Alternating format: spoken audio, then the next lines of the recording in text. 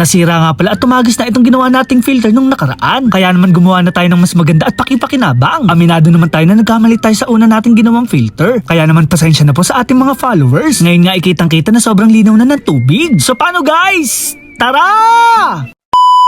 Ginising nga pala ako ng kapatid ko dahil may tagas daw itong ating filter. Bumigay na kasi itong pinantakip nating bulkasil. Kaya naman aalisin na natin to at papalitan natin ng maganda. Medyo mahunan na rin kasi to at madali nang mabasag. May available nga pala ako ditong balde na hindi na ginagamit. Tamang-tama nga ito dahil madali na natin makikita ang mga dumi. Inis-is ko din pala ang mga sticker. Ginamitan ko nga pala ito ng scraper para sa mga dumikit na bato. Pagkatapos naman binanlawan ko na ito ng mga ilang beses. Gagamit din pala tayo ng plastic na strainer. Ito nga pala ang magsisilbing stakan ng mga dumi. Kakailanganin din pala natin ng PVC at pupunta na tayo sa hardware. Gagamit na nga rin pala tayo ng epoxy para kapag nabasa ay hindi basta-basta matatanggal. Maglalagay na nga rin pala tayo ng deroscas na pantakip. Nakalimutan ko nga pala ang tawag dito pero dito lalabas ang mga dumi ng ating filter. Dalawa na nga pala ang binili ko in case of emergency. Bumili na nga rin pala tayo ng PVC na dos ang sukat. Nasa 130 pesos nga ito at marami na tayong mapagagamitan. Gumastos nga lang pala ako ngayong araw ng 320 pesos. Kaya naman pagka-uwi ko sa bahay agad kong puputulan itong ating PVC. Gamit nga pala ang lagaring kahoy ay madali natin itong mapuputol. Pero much better nga kung gagamit tayo ng lagaring bakal. Bubutasan nga pala natin tong strainer hanggang makapasok itong ating biniling PVC. Sa mga nagtatanong nga pala kung para saan to, dito nga pala may i-stack ang mga dumi. Mamaya ko nga pala sa inyo mapapaliwanag na maayos kapag nabuo na natin ang ating masterpiece.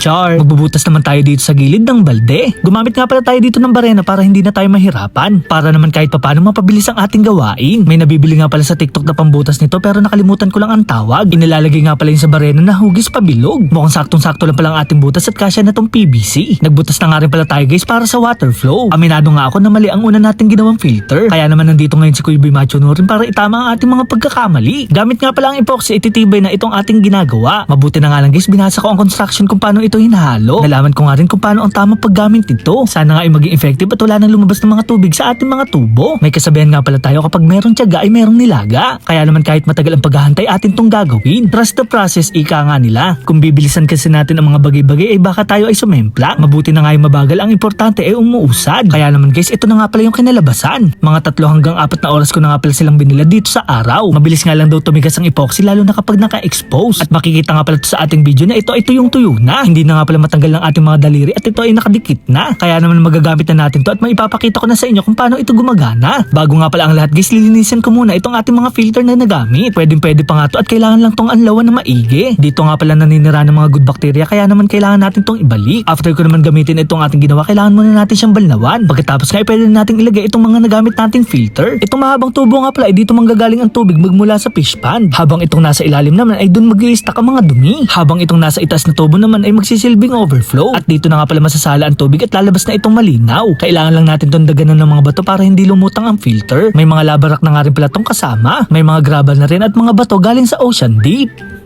Char. After nun guys, kailangan na natin tong i-set up. Mabuti na nga lang adjustable itong ating elbow. At nung nasipat na nga pala natin na ayos na, ibubuksan natin itong ating water pump. Dahan-dahan nga pala mapupuno itong ating balde. At sa pag-angat nga pala ng mga tubig nito ay malinis na. Dumaan na nga pala ito sa ating filtration at cycle na lang ang hahantayin. Patawarin nga sana tayo ng ating mga alagang koi fish dahil sila ay ating nagambala. Sa wakas nga guys, inatapos ko na rin itong ating DIY na filter. Makikita nga dito na sobrang linaw na ng ating tubig. Wala rin tayo naging abire sa likod dahil wala na itong leak. So paano guys, hanggang dito na lang. Maraming salamat sa panonood. Paalam! Yeah!